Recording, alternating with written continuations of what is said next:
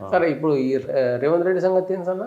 రేవంత్ రెడ్డి ఆయనకేమైందంటే అనుభవం లేదు, ఉడుకు రక్తం ఉంది, ఇంకా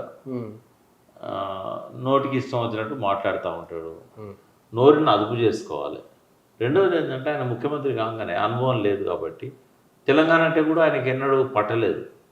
జై తెలంగాణ లేదు, ఇప్పటికి కూడా అంటలేడు. తెలంగాణ గొడవప్పుడు గవర్నర్ మైక్ డిస్పర్షన్ గుర్తున్నది. ఇంకోటి ఏంటంటే రైఫిల్ తీసుకొని తెలంగాణలో మీదకి ఎక్కువ పెట్టిండు. తర్వాత ఎన్నడూ చంద్రబాబుతో ఉన్నాడు కాబట్టి తెలంగాణ అనలేదు. పోనీ చంద్రబాబు అన్నాక కూడా ఈయన తెలంగాణ అనలేదు. తెలంగాణ జై తెలంగాణ అన్న మాట చంద్రబాబు నోట్లోకి వెళ్ళి వచ్చిన క్లిప్పింగులు దొరుకుతాయి, కానీ రేవంత్ రెడ్డి క్లిప్పింగులు దొరికాయి. అమరవీరుల స్తూపం దగ్గర పోడు, పూలు వేయడు, అసెంబ్లీకి ఎదురుకున్నా కూడా ఇవా వాస్తవం. చూపెట్టు, నువ్వు గూగుల్ ఎత్తుకు. అయితే ఇవన్నీ ఉన్నాయి.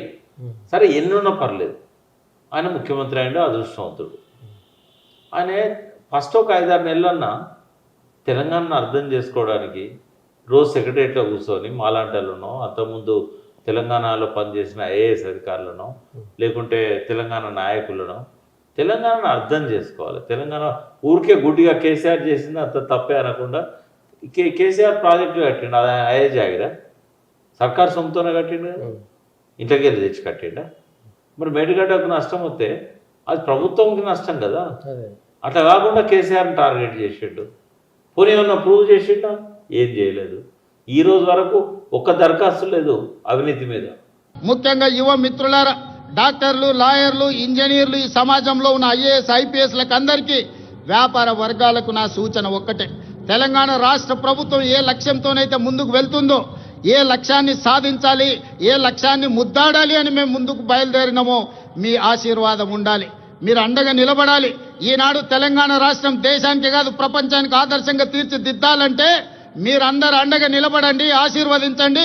ప్రపంచంలోనే అగ్ర రాష్ట్రంగా తెలంగాణ రాష్ట్రాన్ని తీర్చిదిద్ది ఆదర్శమైన రాజకీయాలకు, ఆదర్శవంతమైన అభివృద్ధికి తెలంగాణ రాష్ట్రం కేర్ ఆఫ్ అడ్రస్గా తీర్చిదిద్దుతాం.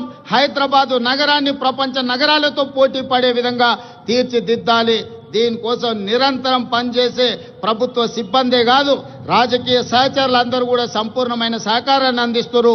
ప్రజలందరికీ 4 కోట్ల తెలంగాణ ప్రజలకు నూతన రాష్ట్ర ఏర్పాటు శుభాకాంక్షలు తెలియజేయడమే కాదు, భవిష్యత్తు లక్ష్యాన్ని దృష్టిలో పెట్టుకొని మనందరం కలిసికట్టుగా ఏకమై మనందరం కూడా ముందుకు సాగాలి. మీ అందరి ఆశీర్వాదం ఉండాలి. తప్పకుండా తెలంగాణ రాష్ట్రాన్ని దేశంలో అగ్రగామి రాష్ట్రంగా నిలబెడతానని మీకు అందరికీ తెలియజేస్తూ మీ అందరి దగ్గర సెలవు తీసుకుంటున్నా. ధన్యవాదాలు మిత్రులారా.